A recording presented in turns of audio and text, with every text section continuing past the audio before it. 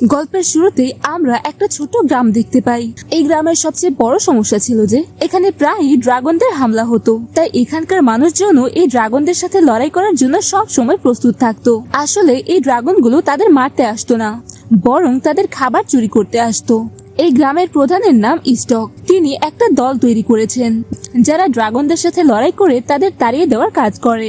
এই দলগুলোতে কিছু বাচ্চাও আছে যারা ড্রাগনদের সাথে লড়াইয়ে বেশ দক্ষ। এই বাচ্চাদের দেখেই আমাদের গল্পের নায়ক হিকাপো ড্রাগনদের সাথে লড়াই করার জন্য অস্থির হয়ে থাকতো, কিন্তু তারা তাকে লড়াইয়ের জন্য পাঠাতো না, বরং তাকে দিয়ে তীর আর তলোয়ার বানাতো। এই মানুষগুলোর মধ্যে অ্যাস্ট্রিক নামের একটা মেয়েও থাকতো যে ড্রাগনদের সাথে লড়াইয়ে বেশ পারদর্শী। হিকাপ তাকে পছন্দ করত, কিন্তু এই কথাটা সে আজ পর্যন্ত তাকে জানায়নি। অ্যাস্ট্রিক আর তার দলকে দেখে হিকাপও চাইতো যে সেও ড্রাগনদের সাথে লড়াই করুক। ড্রাগনদের সাথে লড়াই করার জন্য হিকাপ একটা বিশেষ ধরনের যন্ত্র তৈরি করে রেখেছিল, কিন্তু সে তার যন্ত্রটা ব্যবহার করতে পারছিল না, কারণ তাকে লড়াইয়ের জন্য পাঠানো হচ্ছিল না। যাই হোক, এদিকে ড্রাগনগুলো ধ্বংসযজ্ঞ চালাচ্ছিল, মানুষের ঘরবাড়ি জ্বালিয়ে দিচ্ছিল। এইসব ড্রাগনের মধ্যে সবচেয়ে বিপজ্জনক একটা ড্রাগন ছিল যার নাম নাইট ফিউরি। সে অন্ধকারে থাকে এবং সেখান থেকেই হামলা করে। যদিও সে অন্ধকারে থেকে হামলা করে, কিন্তু তার নিশানা সবসময় নির্ভুল থাকে এবং আজ পর্যন্ত সেই ড্রাগনকে কেউ দেখেনি। যদি নাইট ফিউরিকে কেউ মারতে পারে তাহলে সে সবচেয়ে বড় যোদ্ধা হিসেবে পরিচিত হবে। যখন হিকাপ জানতে পারে যে নাইট ফিউরি চলে এসেছে, তখন সুযোগ পেতে সে তার যন্ত্রটা নিয়ে মারার জন্য বাইরে চলে যায়। আকাশের দিকে তাকিয়ে অন্ধকারে সে তার যন্ত্রটা চালিয়ে দেয়। তার বিশ্বাস ছিল যে সে সঠিক নিশানা লাগিয়ে নাইট ফিউরিকে আহত করেছে। যাই হোক, তখনই হিকাপের কাছে একটা ড্রাগন চলে আসে যেটা তার পিছু লাগে। ওটা একটা ফায়ার ড্রাগন ছিল, বারবার হিকাপের উপর আগুন উগড়াচ্ছিল। সে যেই হিকাপের উপর হামলা করতে যাচ্ছিল, ঠিক তখনই এখানে গ্রামের প্রধান অর্থাৎ ইস্টক চলে আসেন, যিনি এই ড্রাগনের সাথে লড়াই করেন এবং তাকে নাস্তানাবুদ করে দেন। এরপর সব ড্রাগন লেজ গুটিয়ে ওখান থেকে পালিয়ে যায়, কিন্তু এই ড্রাগনগুলো অনেক ধ্বংসযজ্ঞ চালিয়েছিল, তাই ইস্টক বেশ রেগেছিলেন। তিনি সব রাগ হিকাপের উপর ঝাড়তে শুরু করেন। তিনি তাকে বলেন যে শেষ পর্যন্ত তোমাকে বাইরে আসতে দিল কে? এখানে বলে রাখি যে হিকাপই তার ছেলে, মানে এই গ্রামের যে প্রধান হিকাপ তারই ছেলে। তাই এখানে যখনই ড্রাগন হামলা করে তাকে লড়াইয়ের জন্য কখনোই বাইরে আসতে দেওয়া হয় না, কারণ সে প্রধানের ছেলে এবং কেউ তাদের বিরুদ্ধেও যেতে পারে না। কিন্তু হিকাপ এই ড্রাগনদের সাথে লড়াই করতে চায়। সে দেখাতে চায় যে সেও একজন যোদ্ধা হতে পারে। এরপর গোবার হিকাপকে নিয়ে গিয়ে ভেতরে বন্ধ করে দেয়, যাতে সে আর বাইরে আসতে না পারে। দরজা বন্ধ না করে সে এখান থেকে চলে যায়, আর তারপর হিকাপ যে সুযোগ পায় সেও এখান থেকে বেরিয়ে যায়। এদিকে ইস্টক দরবারে উপস্থিত সবাইকে বলেন যে এই ড্রাগনগুলো প্রতিদিনই আমাদের বিরক্ত করছে এবং আমাদের খাবার খেয়ে ফেলছে, তাই আমাদের এই ড্রাগনদের শেষ করতে হবে, না হলে ভবিষ্যতে আমাদের কাছে খাওয়ার জন্য কোনো কিছুই থাকবে না। এখন প্রধানের কথা শুনে সবাই হ্যাঁতে হ্যাঁ মেলায় এবং তারপর এই সবাই ড্রাগন মারার পরিকল্পনা করে। এখানে আমাদের গতি নামের একজন মহিলাকে দেখানো হয়, যিনি প্রধানকে পরামর্শ দেওয়ার কাজ করেন। মানুষের বিশ্বাস যে তার কিছু ক্ষমতা আছে, যার মাধ্যমে তিনি জানতে পারেন যে কি করা সঠিক হবে এবং কি করা ভুল হবে। প্রধানের কথায় তিনি বলেন যে হ্যাঁ, এটাই সঠিক সময়, আমাদের ড্রাগনদের শেষ করে দেওয়া উচিত। গতির কথা মেনে ইস্টক তার সব লোকজনকে নিয়ে ড্রাগনদের আস্তানার খোঁজে বের হতে যাচ্ছিলেন। তাদের উদ্দেশ্য ছিল ড্রাগনদের আস্তানা খুঁজে বের করা এবং সেটা ধ্বংস করে দেওয়া। কিন্তু এখান থেকে যাওয়ার আগে তিনি গোবারের সাথে দেখা করেন। সে একজন প্রশিক্ষক। তার সাথে দেখা করে ইস্টক তাকে বলেন যে আমি চাই তুমি আমার ছেলেকে প্রশিক্ষণ দাও, যাতে সেও ড্রাগন শিকার করতে পারে। ভবিষ্যতে আমি চাই যে আমার জায়গায় আমার ছেলে প্রধান হোক। আমি কিছুদিনের জন্য বাইরে যাচ্ছি, কিন্তু এই দিনগুলোতে তোমাকে তাকে ভালোভাবে প্রশিক্ষণ দিতে হবে, যাতে সে একজন ভালো শিকারী হতে পারে। এরপর দৃশ্য পরিবর্তিত হয় এবং আমরা হিকাপকে দেখি যে ঘুরতে ঘুরতে জঙ্গলের দিকে যাচ্ছিল। জঙ্গলের মাঝখানে সে একটা অদ্ভুত ভাবে ভাঙা গাছ দেখতে পায়। যখন সে একটু আরো এগিয়ে গিয়ে দেখে, তখন সে এমন একটা জিনিস দেখতে পায় যেটা দেখে সে বেশ অবাক হয়ে যায়। আসলে সে সেই ড্রাগনটাকেই দেখতে পায়, যেটা বেশ বিখ্যাত ছিল। আমি নাইট ফিউরির কথা বলছি, যার উপর হিকাপ রাতে হামলাও করেছিল। তাকে মারার হিকাপের কাছে বেশ ভালো সুযোগ ছিল। সে চেষ্টাও করে, কিন্তু মারতে পারে না।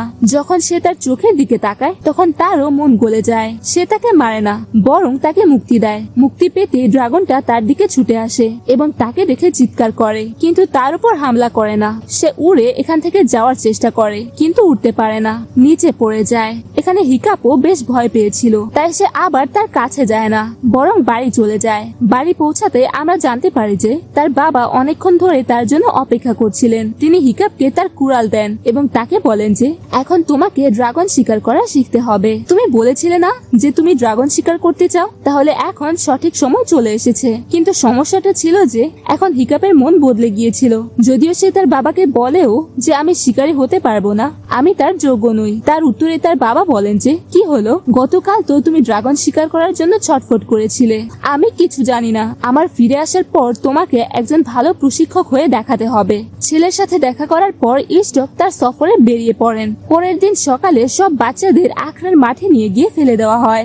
যাই হোক, এখানে যত বাচ্চা ছিল এসব বাচ্চাই ড্রাগন শিকার করতে বেশ ভালো জানে, কিন্তু এদের মধ্যে যে হিকাপ ছিল সে তো এখানে আপাতত প্রশিক্ষণের জন্য এসেছে। গোবার এদেরকে বলেন যে এটা আমাদের ঐতিহ্য, এই আখড়ার মাঠে তোমাদের সবাইকে নিজেকে প্রমাণ করতে হবে। যে ড্রাগনদের বশ করতে পারবে সেই প্রথম শ্রেণীর হত্যাকারী হিসেবে পরিচিত হবে এবং তাকে সবচেয়ে বড় মানুষের সামনে সম্মানিত করা হবে। তাকে প্রথম ড্রাগন মারার সুযোগ দেওয়া হবে। তো এত কিছু বলার পর তাদের মাঝে একটা ড্রাগনকে ছেড়ে দেওয়া হয় এদের সাথে লড়াই করার জন্য। যে এই ড্রাগনকে বশ করতে পারবে সেই আজকের খেলা জিতবে। আপাতত এমন কেউ করতে পারে না, সবাই ব্যর্থ হয়ে যায়। সেই ড্রাগন হিকাপের উপর হামলাও করতে যাচ্ছিল, কিন্তু গোবার এসে সঠিক সময়ে তাকে বাঁচিয়ে নেয়। এখন প্রশিক্ষণ শেষ হয়ে যাওয়ার পর হিকাপ আবার সেই জায়গায় যায় যেখানে সেই ড্রাগনটা পড়েছিল। এখানে সে জানতে পারে যে নাইট ফিউরি এত বড় গর্তে এসে পড়েছে এবং সে বাইরে বের হওয়ার চেষ্টা করছে, কিন্তু বাইরে বের হতে পারছে না কারণ তার লেজের একটা পাখা ভেঙে গেছে এবং এই কারণে সে উঠতে পারছে না। যদি তার লেজ ঠিক হয়ে যায় তাহলে হয়তো আগের মতো উঠতে পারবে। এখান থেকে যাওয়ার আগে সেই ড্রাগনটা হিকাপকে দেখেও, কিন্তু তার সাথে কিছু খারাপ করে না। সে আবার বাড়ি চলে আসে যেখানে গোবার একটা বই বের করে সব বাচ্চাদের দেখায়। এটা একটা পৈতৃক বই ছিল। এই বইতে সব ড্রাগন সম্পর্কে লেখা ছিল। সেই বইটা কেউ পড়ে না, বরং সবাই এখান থেকে চলে যায়।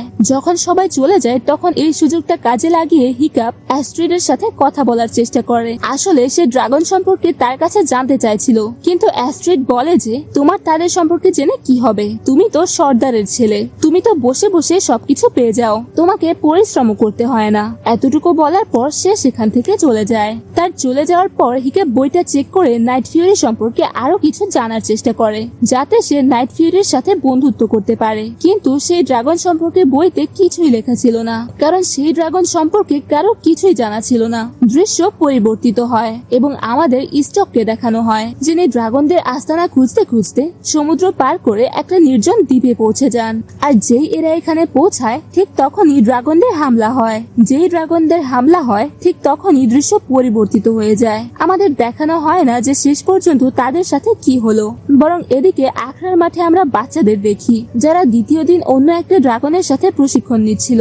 আজকের দিনে অ্যাস্ট্রিড সাহস দেখায় এবং সে এবার এই ড্রাগনকে বশ করতে পারে। প্রশিক্ষণ শেষ হয়ে যাওয়ার পর হিকাপ একটা মাছ নেয় এবং সেটা নিয়ে নাইট ফিউরির কাছে চলে যায়। আসলে সে নাইট ফিউরিকে খাবার খাইয়ে বন্ধুত্বের সূচনা করতে চেয়েছিল। সে যেই খাবারটা দেখে সেটার উপর ঝাঁপিয়ে পড়ে। সে খাবার খাওয়ার পর একটা ছোট টুকরা হিকাপকেও দেয় খাওয়ার জন্য।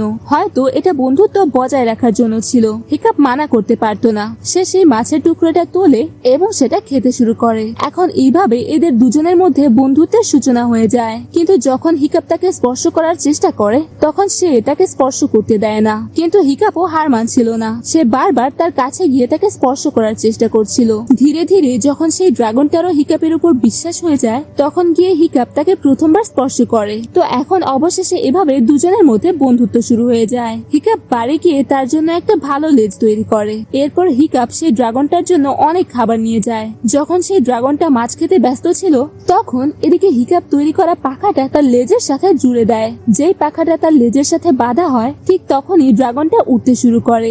নাইট ফিউরির সাথে বন্ধুত্ব করার ফলে হিকাপের সবচেয়ে বড় সুবিধা হয় যে সে ড্রাগন সম্পর্কে অনেক কিছু জানতে পারে, যেমন কোন ড্রাগন কি জিনিসকে ভয় পায় এবং তাকে কিভাবে হারানো যায়। আখড়ার মাঠে একটা ড্রাগনকে নিজের বশে আনার জন্য সে তার সামনে একটা ইল মাছ নিয়ে নিয়ে চলে যায় এবং সেই মাছের সাহায্যে সে সেই ড্রাগনকে বশ করতে পারে। আসলে সে জানতে পেরেছিল যে ইল মাছ থেকে সেই ড্রাগনটার সমস্যা হয়। এইভাবে ধীরে ধীরে সে প্রতিটি ড্রাগনের সমস্যা বুঝতে পারে। আখড়ার মাঠে যখন সে সব ড্রাগনকে বশ করছিল তখন এটা দেখে সব বাচ্চা তার উপর মুগ্ধ হয়ে যায়, যার কারণে পুরো গ্রামে হিকাপের আলোচনা হতে শুরু করে। সে একজন নায়কের মতো পুরো গ্রামে বিখ্যাত হয়ে যায়। কিছুদিন কেটে যাওয়ার পর স্টোক তার পুরো দলকে নিয়ে আবার গ্রামে ফিরে আসে। আসলে সে ব্যর্থ হয়েছিল।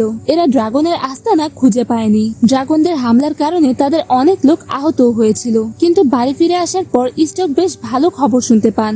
যখন সে জানতে পারে যে তার ছেলে পুরো গ্রামে বিখ্যাত হয়ে গেছে, সে যে কোনো ড্রাগনকে চোখের পলকে হারাতে পারে, তখন সে বেশ খুশি হয়। যার পর সে সবার আগে হিকাপের কাছে যায় তার সাথে কথা বলার জন্য। সে হিকাপকে বলে যে দেখে নিও, প্রথম ড্রাগন মারার সুযোগ তুমিই পাবে। অবশেষে সেই দিন চলে এসেছিল যখন এটা সিদ্ধান্ত হওয়ার ছিল যে প্রথম শ্রেণীর হত্যাকারী কে হতে চলেছে এবং প্রথম ড্রাগন মারার সুযোগ কাকে দেওয়া হবে। প্রতিবারের মতো আজও সে ড্রাগনটাকে সহজে নিজের বশে এনে ফেলে। এটা দেখে অ্যাস্ট্রিড বেশ রেগে যায়, কারণ আজ সে মানুষের সামনে জিততে চেয়েছিল কিন্তু সে হেরে যায়। গোথিক ঘোষণা করে যে প্রথম শ্রেণীর হত্যাকারী হিকাপকে করা হয়েছে, মানে প্রথম ড্রাগন মারার সুযোগ হিকাপকে দেয়া হবে। কিন্তু সে ড্রাগনকে মারতে চাইছিল না, তাই যেই প্রশিক্ষণ শেষ হয় সে ছুটে নাইট ফিউরির কাছে চলে আসে। আসলে এই ড্রাগনটার সাথে এখান থেকে আজ সে পালাতে যাচ্ছিল, কিন্তু বেচারার সাথে একটা স্ক্যাম হয়ে যায়। আসলে অ্যাস্ট্রিড অনেকদিন ধরে তার উপর নজর রাখছিল। সে লক্ষ্য করছিল যে প্রশিক্ষণের পর হিকাপ প্রতিদিন কোথাও যেত। হঠাৎ করে নাইট ফিউরি বাইরে বেরিয়ে এসে অ্যাস্ট্রিডের উপর হামলা করতে যাচ্ছিল, কিন্তু মাঝখানে হিকাপ চলে আসে এবং তাকে থামিয়ে দেয়। হিকাপ তাকে শান্ত করে এবং অ্যাস্ট্রিডকে বলে যে এটা আমার বন্ধু, আমি অনেকদিন ধরে এর সাথেই আছি। অ্যাস্ট্রিড একটা কথাও শোনে না। সে এখান থেকে পালাতে শুরু করে, কিন্তু সে পালাতে পারে না, কারণ মাঝপথে নাইট ফিউরি চলে আসে, যে তাকে তুলে পাহাড়ের উপরে নিয়ে যায়, যেখানে হিকাপ তাকে বলে যে শুধু একবার আমার সাথে এসো, তাহলে বিশ্বাস হয়ে যাবে যে এটা আমাদের ক্ষতি করে না। যাই হোক, অ্যাস্ট্রিডের আর কোনো উপায় ছিল না, তাই সে হিকাপের পিছনে গিয়ে আরামে বসে পড়ে। এরপর অ্যাস্ট্রিড সেই ড্রাগনটার উপর চড়ে এবং তার বেশ ভালো লাগে। তারও বিশ্বাস হয়ে যায় যে এই ড্রাগনগুলো আমরা যতটা বিপজ্জনক মনে করি ততটা নয়। যখন নাইট ফিউরি এদের সাথে আকাশে অনেক উপরে উঠছিল, তখনই হঠাৎ করে তাদের সামনে অনেক ড্রাগন চলে আসে। এই সব ড্রাগনকে দেখে মনে হচ্ছিল যে এরা সবাই কোথাও যাচ্ছিল। যখন নাইট ফিউরি এদের পিছু নেয়, তখন আমরা জানতে পারি যে এরা সবাই তাদের আস্তানায় যাচ্ছিল। যখন নাইট ফিউরি তার আস্তানায় বসেছিল, তখনই হিকাপ এখানে একটা বেশ বড় ড্রাগন দেখতে পায়। তাকে দেখার পর এখানে যত ড্রাগন ছিল তারা ভয় পেয়ে যায়। সেই ড্রাগনটাকে দেখার পর এরা এতটুকু জানতে পারে যে এইসব ড্রাগনকে সে বশ করে রেখেছে, মানে গোলাম বানিয়ে রেখেছে। এইসব ছোট বড় ড্রাগন খাবার নিয়ে এসে তাদের রানীকে দেয়। পরের দিন সকালে আমাদের আখড়ার মাঠ দেখানো হয়, যেখানে অনেক মানুষ জড়ো হয়েছিল, কারণ আজকের দিনে হিকাপ ড্রাগনের মাথা কাটতে যাচ্ছিল। তার সামনে একটা খুব বড় ফায়ার ড্রাগনকে ছেড়ে দেওয়া হয়। এই ড্রাগনকে মারার পর হিকাপ নিজেকে প্রমাণ করবে, কিন্তু পরে আমরা জানতে পারি যে হিকাপ এই ড্রাগনটার সাথে লড়াই করে না, বরং নিজেকে আত্মসমর্পণ করে দেয়। আর এই কথা তার বাবা অর্থাৎ প্রধানের ভালো লাগে না। এতক্ষণে সেই ড্রাগনটাও উত্তেজিত হয়ে যায় এবং বারবার হিকাপের উপর হামলা করতে থাকে।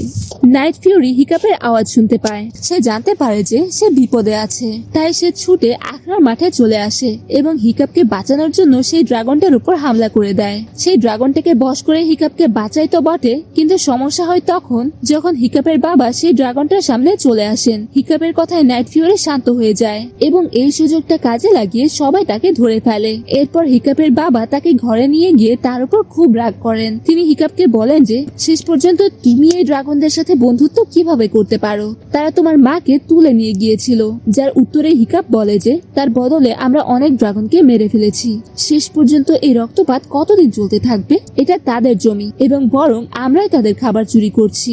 যদি আপনি চান তাহলে সবকিছু ঠিক হতে পারে। মানুষ আর ড্রাগন আবার একসাথে মিলেমিশে থাকতে পারে। কথার মাঝে হিকাপ বলে ফেলে যে এইসব ড্রাগন অসহায়। তাদের আস্তানায় যে রানী বসে আছে এরা তার জন্য খাবার নিয়ে যায়। তাদের আস্তানায় যে জিনিসটা আমরা দেখেছি তেমন জিনিস আপনি কখনো দেখেননি। এই ড্রাগনটার সাহায্যে আমরা আস্তানায় গিয়েছিলাম। এভাবে হিকাপ তার বাবাকে সব তথ্য দিয়ে দেয়। তিনি তার দলকে আবার প্রস্তুত করেন। আসলে তিনি আবার নাইট ফিউরির সাহায্যে তাদের আস্তানা পর্যন্ত যেতে চেয়েছিলেন এবং সেটা ধ্বংস করতে চেয়েছিলেন। তাদের চলে যাওয়ার পর এদিকে যে হিকাপ ছিল সে বেশ হতাশ হয়ে বসেছিল। সে বুঝতে পারছিল না যে শেষ পর্যন্ত সে কি করবে, কারণ তার যে ড্রাগনটা ছিল সেটাও মতো চলে গিয়েছিল। কিন্তু তখনই অ্যাস্ট্রিড তাকে বলে যে তুমি এত সহজে হার মানতে পারো না, আখড়ার মাঠে অনেক ড্রাগন রাখা আছে। এতটুকু শুনেই হিকাপের মাথায় একটা আইডিয়া আসে। সে সাথে সাথে তার সব বন্ধুদের ডাকে এবং তাদের নিয়ে আখড়ার মাঠে যায়। যাই হোক, এরপর আমাদের স্টককে দেখানো হয়, যিনি তার পুরো দলকে নিয়ে অবশেষে সেই জায়গায় পৌঁছান যেখানে এই ড্রাগনদের আস্তানা ছিল। নাইট ফিউরি তাদের সাথে ছিল, তাই এখানে অনেক ড্রাগন তাদের দেখে তাদের উপর হামলা করছিল না। যাই হোক, এরপর আমরা হিকাপকে দেখি যে সব বন্ধুদের নিয়ে আখড়ার মাঠে যায়। ড্রাগনদের বশ করা সে ভালোভাবে শিখে গিয়েছিল, তাই সে এক এক করে আখড়ায় উপস্থিত সব ড্রাগনকে বাইরে বের করে এবং এইসব ড্রাগনকে নিজের বন্ধু বানিয়ে তার সব বন্ধুদের এক একটা ড্রাগন দিয়ে দেয়। দৃশ্য পরিবর্তিত হয় এবং এদিকে আমরা স্টককে দেখি, যিনি তার পুরো দলকে নিয়ে হামলার জন্য প্রস্তুত ছিলেন। যেই প্রস্তুতি শেষ হয়, এরা আস্তানার উপর হামলা শুরু করে দেয়। সব ড্রাগন নিজেদের প্রাণ বাঁচানোর জন্য আস্তানা থেকে বাইরে চলে আসে এবং এরা মানুষের সাথে লড়াই করে না, বরং উড়ে এখান থেকে চলে যায়। তাদের সাথে লড়াই করার যে ড্রাগনটা ছিল সেটা তো পরে জেগে ওঠে। আমি সেই ড্রাগনটার কথা বলছি যেটা তাদের রানী ছিল। সে যে আস্তানা ভেঙে বাইরে আসে, তখন এত বড় ড্রাগনকে দেখে এরা সবাই বেশ ভয় পেয়ে যায়। সে একাই এদের সব নৌকা জ্বালিয়ে ছাই করে দেয়। ঠিক সেই মুহূর্তে সেই ড্রাগনটার উপর হামলা হয়। আসলে হিকাপ তার সব বন্ধুদের সাথে ড্রাগনের উপর চড়ে এখানে চলে এসেছিল।